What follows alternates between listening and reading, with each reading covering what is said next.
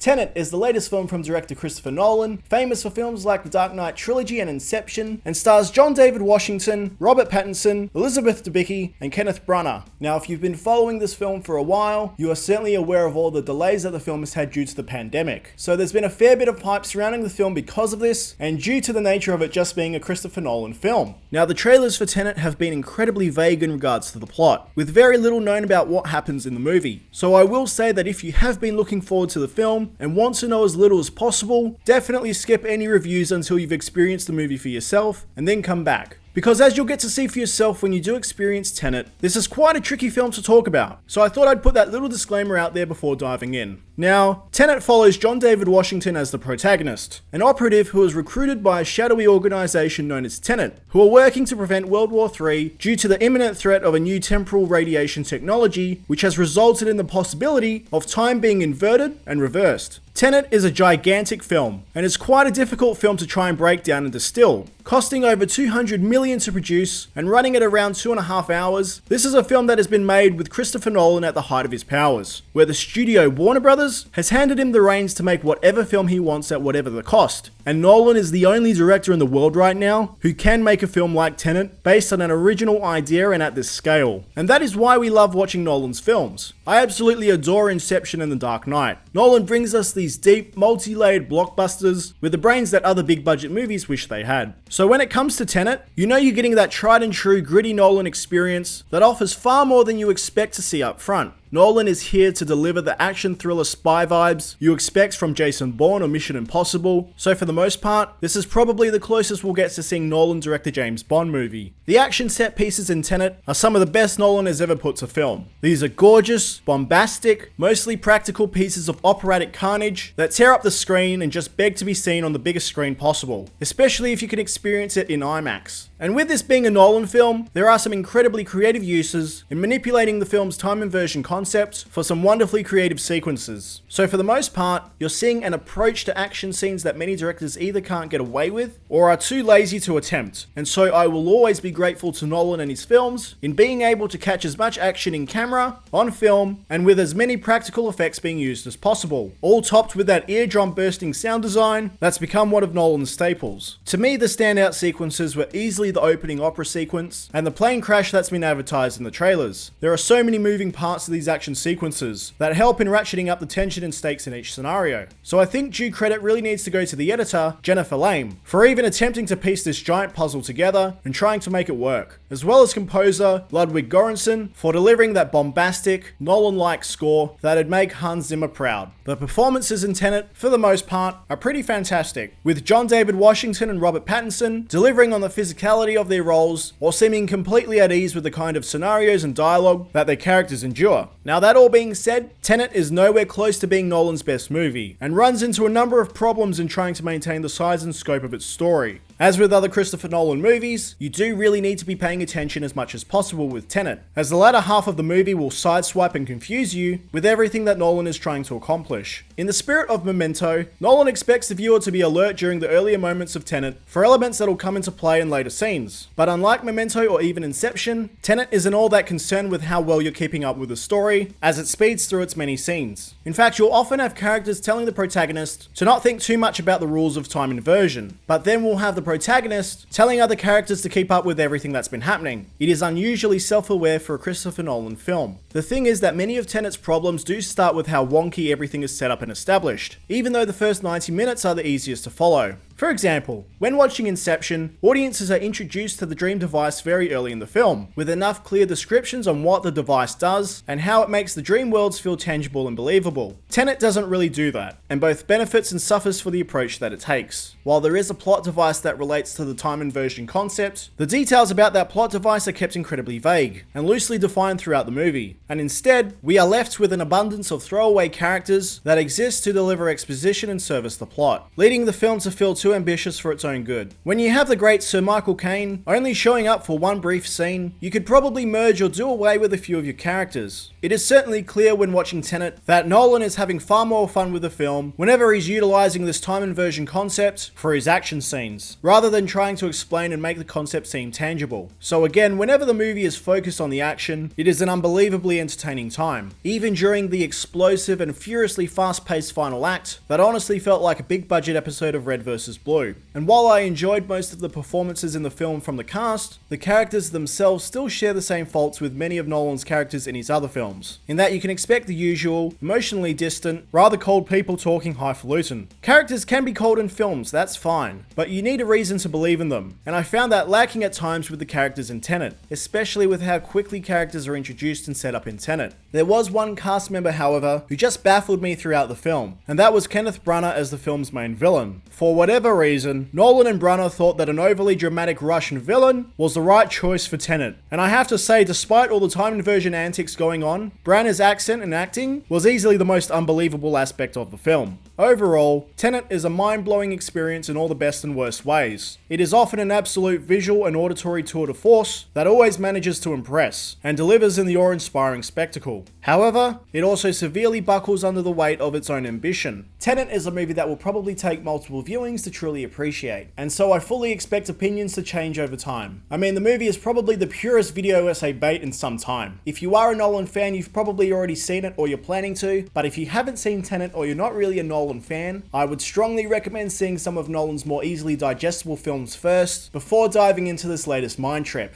Christopher Nolan's Tenet gets a 7 out of 10 from me. Guys, I hope you like this review. If you want to see more reviews just like this one, stay right here for your Mono Fix. Bye guys.